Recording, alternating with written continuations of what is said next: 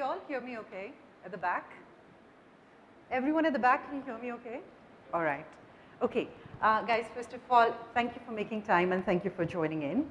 And I really appreciate all of you coming in here. And so this will be about 30 minutes. I'm going to spend 20 minutes on my talk and keep the remaining 10 minutes to see if you have any questions. Okay, so we'll keep some questions towards the end.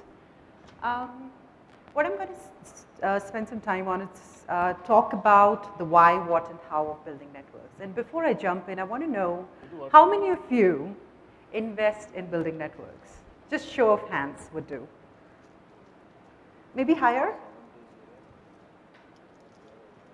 Well, that's very few. So are the rest who have not raised their hands, you don't invest or don't believe in investing in building networks? Yes? Okay. You believe you should, but you don't. Okay. All right. I'm not going to prescribe in my talk anywhere that you should or you should not. What I will give you is from a why, what, and how perspective as to how is it that it works and why is it that it is so fundamental to the way humans function. The choice, whether you want to invest in it or not, is something that I'll leave with you. Okay? Fair? All right. So I've been talking to various leaders, executives across all the global time zones, and I've been interviewing them on this topic in particular. Simply, and also because, as K7 mentioned, that this is part of the book that's getting released at the end of this year. So I've been interviewing a lot of them, and there are two things that really stood out for me on this topic. And this is in addition to everything else that I gathered on this topic, but I want to share two things with you, and then I'll further build on those 2 points as we continue the conversation. Number one, there is a very strong correlation between your career growth and the strength of your networks. Let me explain that to you with a very simple pyramid. After certain years of experience, your technical or domain, process, your own individual expertise only takes you far so much. That's not a differentiator after certain years. What that means is once you are about 10 to 12 years experienced, you're not differentiated anymore by your technical expertise or your domain expertise. Because everybody by that many years would have that expertise, right? What then becomes a differentiator is your soft and behavioral aspect, the attitude that you bring to work, your interpersonal skill, your ability to be able to articulate your technical domain expertise that you bring. Fair? That becomes a differentiator. But what I gather in my conversation is that by itself, these two alone don't become the differentiator too. And so there is something else that comes into play that differentiates the pool that moves further. And that is, who are those skills known to? It's not just about the expertise that you have. It's not just about the soft skills that you have to be able to articulate those expertise. It is primarily about who are you articulating those skills to, so the right people know about those skills that you have, the value that you bring. So that's one. Number two, the second thing I picked up from all my conversations is, so every time I asked a question to all the leaders, what does building network mean to you? Everybody used a standard phrase, every leader. It's about building connections, Shruti. You know, it's about building relations. But in my conversation, I've had lengthy conversations with them. I figured that there was a lot more that they were trying to say when it comes to what building networks really means. But there wasn't a language to be able to describe that. So eventually they used the phrase, it's about building connections, building relationships, but it was a lot more. So what I figured is there is a need for a consistent language to be able to define what building networks really means, because it is beyond building connections and relationships. And I'm going to synthesize that a little bit as we move forward in the conversation. With me so far? All right. Okay. We'll get into the why now. I'm going to further break my session into quickly on the why, quickly on the what, and then the how. And you can imagine it's a 20-minute talk, so I'm going to keep it brief. But the way I've designed the talk is it should give you just enough to be able to kickstart with some of the application tips that I'm going to leave you with, hopefully. So let's look at the why behind building networks. I gave you the individual and the organizational context through that growth pyramid in the beginning, in summary. But let's talk about the why with a slightly different lens. And I'm going to use the lens of just fundamentally how this complex machine called brain, just the way this works. So another 5 minutes I'm going to spend on this. If you look at this complex machine, which is located right in between the center of these two ears, it's so complex and it's got various parts. You've heard cerebellum, cerebrum, and all of that. I'm not going to cover that. I'm not going to do the entire biology session for you right now, but I will cover two specific regions which have a critical role to play in how and why we respond to the networks the way we do. Region number one. This is called as the conscious brain. We also call this as the prefrontal cortex. It's about the size of your fist. You've heard this term. You must have heard this term, prefrontal cortex, right? It's about the size of your fist, right behind your forehead. So if you touch your forehead right here, it's just here. Now, this is the part of the brain that you use on a daily basis to make all important decisions, all thinking tasks, all the conscious, all the engagement. If you're listening into me right now, if you're trying to understand, make sense of things I'm saying right now, this is the part of the brain that you're using. This brain is very important for you to be able to memorize information, make decision for inhibition, what not to do, be able to recall information. All those primary functions are coming from this part of the brain. There are some limitations with this brain. This part of the brain is really fussy. It can get distracted like this. Just with a drop of pen, you're paying attention to me, a drop of pen and you get distracted. And it takes some energy for you to bring that focus back to what you were paying attention to earlier. Now, the other limitation, and I want you to remember that because I will distill the why in just a bit. The other limitation of this brain is this is highly fuel intensive. So this part of your complex machine is very, very fuel intensive. You all know that brain consumes a lot of energy, a lot of glucose that your body consumes. A lot of that goes to the brain. Nearly a little bit or more than 20% is consumed by the brain. Within that, your conscious brain, the PFC, takes the most. It is highly fuel intensive. Stay with that. Now let me introduce you to the second part, and after that I'll share with you the cordial relationship between the two parts, which is where the networking comes into the picture. The second part of the brain is, we call it the limbic system. It is somewhere in the center of your conscious and the non-conscious brain, right behind your conscious brain, if you were to get a sense of where it is exactly located. Now, this is the brain which is actually not as much talked about, not in the corporate context really. But this is the part of the brain from where your emotional reactions or responses come from. And obviously at work, we don't talk about emotional reactions and responses to situations. We talk about transactional responses. But this is the brain that is generating emotional reactions or responses. Now, the part I want you to remember is, this is the part of the brain which, again, is very, very fuel intensive. What that means is, if this needs fuel, there is always a constant fight. You know the cordial relationship between this and the conscious brain that I was referring to? Both of them are constantly fighting for the fuel that they both need to operate. Here is how it works. You're all sitting, listening into the session. Renu is paying attention to what I'm saying, hopefully, and I suddenly just pass a sly comment on her. So she was very engaged, using her conscious brain, listening into what I was saying. The moment I made a comment which triggered her limbic system, because there was an emotional reaction, she didn't like it. There was an emotional reaction that triggered her limbic system. What happens? Her limbic system started to pull all the fuel towards itself. So the conscious brain wasn't left with enough fuel to be able to operate. And the limbic system became active. And obviously when the limbic system became more active or overwhelmed, the conscious brain's energy or performance started to drop, which means for her to be able to rationally think, consciously pay attention to what I'm saying, is going to drop. Stay with that. There is some more angle that I'll share, and then I'll bring all of it together so that you're able to take the why back with you. Okay, so remember that your limbic and conscious operate like a seesaw. It's never that neither of the brain will stop functioning, but the performance will drop the moment one gets overwhelmed. All right, now the added angle is, what is the primary function of a brain? To keep us safe and alive, that's the primary function of the brain.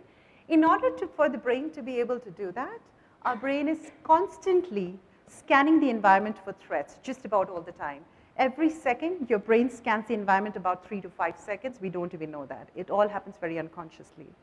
And In doing so, what our brain does is it runs away from anything that makes it feel unsafe, and it moves towards anything that makes it feel safe. And newness is an unsafe sign for a brain. As an example, when you entered the Grace Hopper conference, the first thing you would have done is look for people you're familiar with. And you would go and, even just to stand, you would go and stand with people if you know somebody that you're familiar with versus people you're not as familiar with. So because that makes you feel unsafe, and you didn't even think about it, that was a reaction or response by default from your brain. So by default, your approach moved towards people that you know versus the people you did not. Newness is a perceived threat by default in the brain, unless proven otherwise. With me? So a new person walking into the room, you will assume that person as a threat even without you consciously thinking, unless you consciously give it a thought, oh, why am I seeing him or her as a threat? So unless proven otherwise, newness is a perceived threat. So basis that, our brain creates out-groups and in-groups, very unconsciously, but naturally. Anybody in my out-group is somebody that I don't feel safe with, somebody I don't have trust with, somebody that I see as a threat or unsafe. And I out-group them till I build a connection, I get to know them, and I figure out that, yes, I'm safe with them. And I build in-group, people that I know with. So what that means is people that I know, people who are my in-group, I'm far more open to listening to them when they talk. I'm far more open to listening to their ideas when they come to the table to me versus the people who are in my out-group. So bringing the previous slide and this slide, bringing that story together, here is how it plays out. And I'm going to give you a scenario just so that you're able to make connection with the brain logic that I just gave you. How many of you have been in situations where you just joined a new company and actually you were hired in that company, new role or new team because they wanted outside-in perspective. They wanted different ideas on the table. And you were a lot more encouraged to join the company. They said, bring in new ideas, bring in different perspective. We need a new way of thinking. But the moment you entered the meeting, you shared a different idea. The first reaction you got was, oh, this is not how things get done here. Well, even before somebody heard your ideas, you were bombarded with questions. You were critiqued a lot more compared to somebody they knew who shared maybe the same idea repeatedly over and over again. Does that happen? Here is what happens if you look at the process. Let's synthesize the process based on what I explained to you. If I'm the employer in that company, I'm one of the existing team members, you join that new team, you're a new person to me. The moment you start sharing an idea, I'm engaging my conscious brain to listen into how great, okay, let me listen in what your idea is, and my conscious brain is engaged. But by default, naturally, because the newness factor, the fact that you're new, I don't know you, or maybe when you entered, your body language just made me feel a little threatened in any way, my limbic system is perceiving you as a threat. Now what happens, my limbic system starts getting triggered, and the moment that takes over my conscious brain, my attention to listen into your idea drops, and what takes over is my emotional reaction of looking for ways to prove your idea wrong. That's the way the two brains start to operate in conflict, and this is why this happens this way. So stay with that why. I'm giving you a very compressed talk from the book, but like I said, I'll give you just enough that'll help you be able to make sense of it. Okay, with me on the why? Okay. And remember, threats are stronger than anything that feels safe. Unsafe is stronger. And our brain is a social organ, so social threats are even stronger than a physical threat. Okay. With that, I'm going to jump into the what and then the how. But before that, I want to leave you with one simple key tip, basis that. When you work with different stakeholders in a corporate environment, why is it so important that you need to engage stakeholders? Probably this should explain. So remember to engage your stakeholders in the journey. Do not wait to meet them at the destination. When you engage your stakeholders in the journey of the product that you're building, of the presentation that you go, why do you socialize an idea before you make the final presentation? You are building an in-group. And if you wait to meet them at the destination, you've done everything, now you finally go, hey guys, this is what I have, all done, you come out like you have a great idea. They are not in your in-group. Even if your idea is great, their tendency or the openness to listen into that has dropped. So you lost your, so the chances you will get a lot more open mind for people to listen into are lesser. Okay? Engage them in the journey. Don't wait to meet them at the destination. Okay, we'll jump into the what and the how. So I'm going to share with you a framework. This framework I've put together basis of multiple conversations I've been having with all the leaders. And as I talk about the framework, I'll also bust a couple of myths along the way, and that framework should help do that. One is the fact that many people think that building networks is a game of extroverts. Not really. And the framework would help bust that. Number two, it is not just about building relationships. It's absolutely not. So let me take you to the framework immediately. I call it the networking playfield. On one axis, we have perceived value, low to high. Perceived value, low means either your stakeholders or your networks don't know what value you bring to the table, or they think you don't bring the required value to the table, or they think you're not capable in the context that they are evaluating you in. Okay, so that's what perceived value low means. And obviously, you understand what high means. By the way, perceived value high could mean that they either know, they've had a first-hand experience that you bring great value to the table, or they've had a second-hand observation or feedback that yes, you could bring some value. The x-axis is about perceived in-group that I just talked about. I gave you the logic and the science behind this. Now, the x-axis is from low to high perceived in-group. Now, just to be clear, perceived in-groups, the word perceived is very important, first of all, right? And low does not mean I don't know the person. I may or may not know the person. But low in-group means I don't have a trust factor with that person. I for some reason see that person as a threat. Your brain does not even need a logic or a rationale to see somebody as a threat sometimes. Perceived in-group, low means I either don't know the person or I know, but I don't have a trust factor with. And high means, obviously, not necessarily I really know the person privately, personally well. No, not really. But I have a trust factor with, or at the least, I don't see the person as a threat. Okay, with that, basis that I divided the framework into 4 zones. And that explains that networking is beyond just building relationship. Zone number 1, that's acquaintance. This is a very, very important zone, but very highly ignored. Now, this is a zone that I call it's about showing up. It's about being there. It's about being visible. This zone is like if you want to be in the game, you've got to be in the field. You can't be invited to play unless you're in the field. You've got to be there. Zone number 2, so acquaintance is perceived value low and perceived in-group low, which means, as I explained, you understood the low and the low valuation of value and in-group. Zone number 2 is about connections. Now, connection could be an acquaintance that you met repeatedly and built a stronger connection, so now you're in-group, or a great first acquaintance could also lead to a strong connection, right? So these are, and connection is the zone where, see, these are your shortcuts. These are your people who would get your job done just because the email landed from you. These are the people who will notice your email first, then they would notice somebody else's emails. These are the people who are just a call away from you. That's a statement you use for them. But the mistake that we make is when we have strong connections, we assume that if you need a job, if you need a career growth, they will speak for you. No, no, that's the confusion here. See, they are high in perceived in-group. They really like you, but they don't know what value you bring to the table, or they don't think you bring value to the table basis their experience. So that is an important factor to be clear on. So these are connections, these are your great relationships. They will get your work done faster. They're always there when you need them. You need somebody to talk to. But these are not the connections you're looking for from a professional growth standpoint. The third zone, an important one where we could easily land into, and I'll talk about the extrovert-introvert piece here, is the prospect or a threat zone, but this zone is more likely a threat, less of a prospect. So these are your networks who think that you bring a lot of value to the table, but they see you as a threat.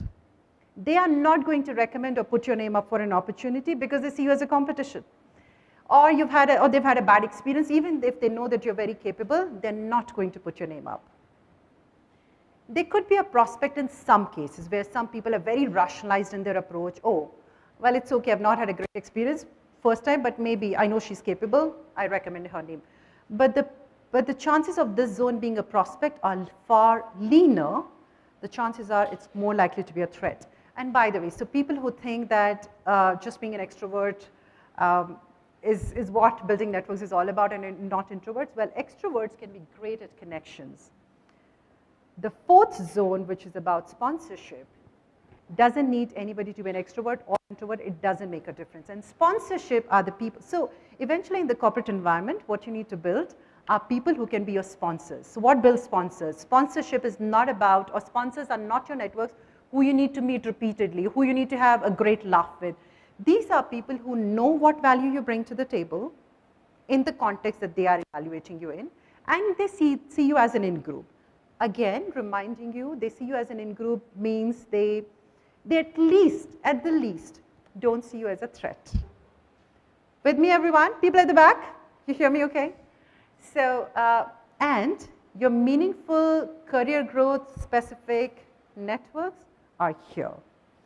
And to get here, it doesn't matter whether you are an introvert or extrovert. Sometimes it's not about talking more. It's about what you talk matters. And that's where you land into sponsorship. Talking a lot more, meeting repeatedly could help you build a great connection, which sometimes introverts struggle with. They're not great with just initiating connections with strangers, don't know what to talk, can't have light, informal conversation. That's fine. To build sponsors, you don't need that. Okay, I'm going to jump into a little exercise that I want to leave you with, which is, how much? 10 minutes, okay. I'm going to leave you with a little exercise, and then I'm going to open for questions, because I can see on faces there are questions that you guys have, so I'll open it up and I park time for that. So remember this framework before I jump into that little exercise. It's a very small mini simulated exercise I'll do with you right now. But these 4 zones, yes, it is copyrighted. You can take pictures, that's okay, as long as you don't post it anywhere else, but feel free to take pictures, absolutely. So acquaintance, you got to be there on the field. So I do want to remind you that many times, so you've come to Grasshopper Conference, you think you've come to build networks, and you will go back sometime saying, hey, I just exchanged a few visiting cards, but I didn't really build the network that I want. Well, guess what? You need to be there sometimes just to be visible. Just don't think that because you just saw people there, immediate, it wasn't a turnover, it didn't turn out into something meaningful, it was a waste. No. Next time when you go to a conference and similar people even saw you, they're going to first land into you. Or you could simply do simple follow-ups of reaching out to LinkedIn, but just making your stakeholders and networks being reminded of you, this is a great way. But the point is you have to be there, you have to be out in the market if you want to be visible. Otherwise, this is your entry point to any of the zones. Extroverts are more likely to land into this zone compared to introverts. You can imagine why. Extroverts run the risk of being a lot more visible, so the risk of them being perceived as threat by the network are higher, so they could land here easily. Introverts are in lesser risk of landing here. Now, I'll leave you with this framework, and if you want to quickly look at it for a few seconds to prepare your questions, then I'll jump into the how, and then I'll take your questions. But just so you remember, take a few seconds, and then I'll jump into the how.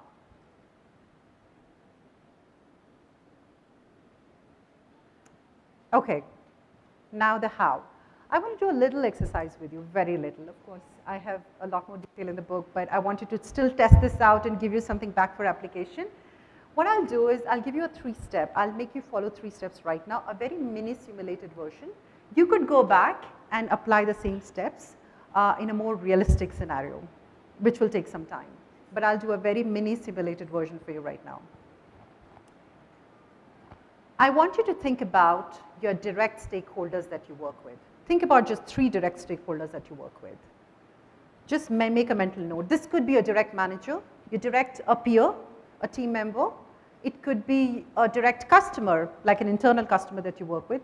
Anybody that you directly work with on a regular basis who are directly related to the project or the work that you're doing, who have a say about the work that you do. Take a few seconds, make a mental note of 2 to 3 of those stakeholders. Done? People at the back? Okay. Now, so these are your direct stakeholders. Now I want you to think about 3 to 4 indirect stakeholders who you don't regularly work with as much as your direct stakeholders, but they have a say about your work. They are it could be your skip level manager, it could be the peers of your manager, it could be your matrix reporting line business leaders on site in different countries, but you interact with them on a regular basis, and they will have a say about the work that you do. They will have a say when your career decision is being made. They will have a say when your promotion or your career growth is being discussed in the room while you are not there. Think about 3 to 4 such direct stakeholders, or they are the ones who are likely to influence the thinking of your direct stakeholders. Make a mental note of 3 to 4 indirect stakeholders that you have. Obviously, when you go back, you could do this on an Excel. I have tools in the book, but even without that, you could try this out. So think of 3 to 4 indirect stakeholders that you work with. Okay, done? Right. So these are your indirect stakeholders. Now that's what your stakeholder map generally looks like. These are the stakeholders, direct and indirect, that I work with. These are the people I know. Now the problem happens when we try to, and the stress of building network comes in when we try to think, oh, I have so many direct stakeholders, so many indirect stakeholders, and so many people I need to know. Everybody I need to build a strong network with. Well, use the framework to think about where they need to be in the network for you. Not everybody needs to be a sponsor. Not everybody needs to be a connection. Not everybody needs to be, nobody needs to be a threat, by the way. So, step 2, map them all in your networking playfield. Where do they lie? Mentally, even if you're about 70% accurate, that's fine. How many of them really sit, and with your level of confidence, how many of them do you think are in zone 4? How many are in zone 3? How many are in zone 2? And if anybody you think might be in zone 1. Take a few seconds, think about that. And if most of them are sitting in these zones and very few in sponsorship, and these are your direct and indirect stakeholders, you got some work to do. There is a problem.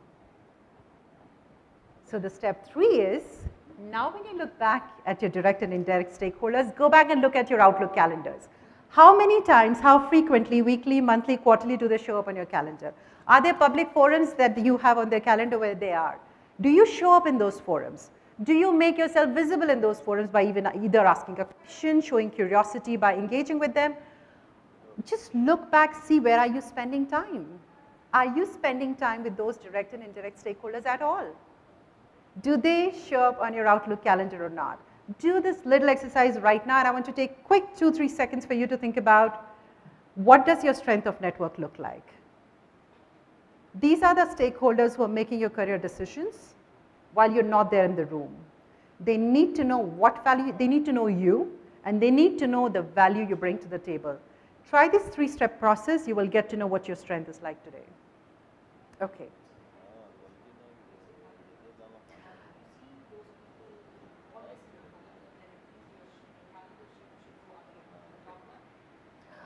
So if you see that your people are mostly are in acquaintance or connection, which means they're still not in your sponsorship zone, means either you may want to look back at the topic that you discussed with them. Some people, maybe you meet in the corridor, in the cafeteria, discuss food topics and everything else that they like you. Have you ever had their career discussion? Do they know the value that you bring to the table? Have you had those discussions with them? So look at your Outlook calendar. If you already have time with them, look back, what kind of discussions do you have with them? What kind of questions have you asked of them? You are building and leaving a perception with them with your engagement. I'll just close it here and then I'm open to questions for 3 minutes. So by the way, when I'm just taking for questions, I will be available in Lagoon area, right? Yeah, so Shruti would be available in Lagoon area 11:30 to 12:30, but we do have 5 minutes for Q&A. So we can take a couple of questions once you finish. But remember guys, while I close this, that while I've given you the why, what and how in a very compressed format, but I think it should give you enough reasons to be able to slightly shift the way you think about building networks. So the choice to invest in it is yours. But remember, even the Lone Ranger didn't do it alone. We are a social organ. We need to take our social ecosystem along with us to be able to move forward. Okay, open for questions now. So how do you know a stakeholder is a sponsor or a third or fourth?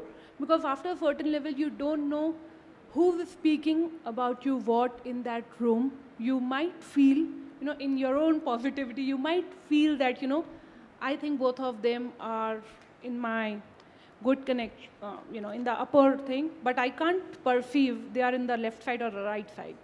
Yeah. Well, there are very methodical ways of doing that, but just to simplify it for you. So first of all, do it at your confidence level first.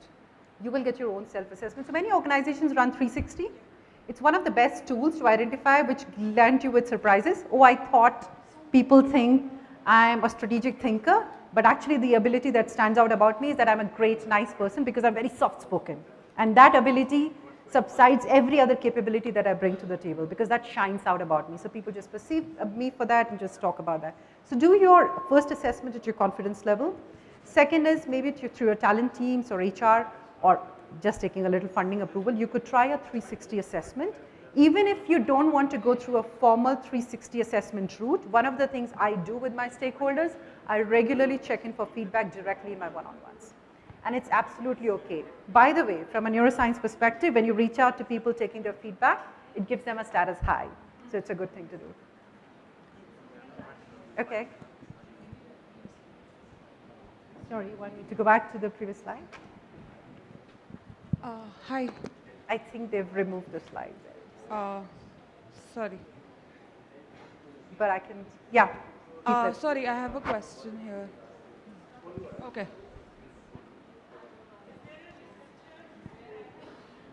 I have literature on this. I have a book. It's getting released in December. So I'll put it on LinkedIn once it gets released. So it has toolkits and more details on all the what, why, and how that I covered. Sorry. Okay. So if you have some indirect or direct stakeholders lying in the prospect or threat region, mostly threat, how do you work on converting that into, say, a connection or sponsorship? Okay. First of all, and I think that's a great question because many times we think just because we build a bad perception with someone, it can't change. Well, the good news is our brain is a muscle. It can very quickly, you can build a new wiring on it. It's easy to change your perceptions. You can't erase the old perception. It's hard, but you can build a new perception. You can change the way you interact with them. You can, working through other people who may go back and influence is a harder way. You could directly, how you interact with them the next time, having a direct open conversation can absolutely change. Given the context and the people that you're thinking about, you may know the best way to do it, but what I can tell you is it's absolutely doable. From a science perspective, it's doable. So Shruti, fantastic. The model just helped me demystify networking and just make it so easy to process. I had a question around, so everything that you're talking about is in the office. In an organization and my career growth. There's also this, larger mystery of broad social networks and, LinkedIn and how do I get visible there. Would you be able to share some insight on that, like the different approach that's needed for both or not? In the personal front, building social networks? Versus giving, like, say, a vast network of LinkedIn, like, how much do I have to post? Do I really look at, say, sponsorship at that level? Yeah. So the framework doesn't restrict, so it is about your career growth, but it doesn't restrict, because your career growth is not limited to your own organization. You define your career growth. Many people work towards building their brands externally. Apply the same framework, you would be able to use it. Who are the people externally in the brand that you want to be aware of what capability you bring to the table? Who are those stakeholders externally who should be able to speak for you? Same framework would apply. You can scale it. Hi, Shruti. Sorry, we are short of time. Sorry to cut you. Shruti would be available in Lagoon area 11:30 to 12:30. Thanks, Shruti. The session was really engaging. Thanks for being an interactive audience as well. Thank you very much, everyone. I'll see you later. Bye-bye. So, a token of appreciation for you, Shruti. Thank you very much. Thank you. Yeah. Thank you, everyone.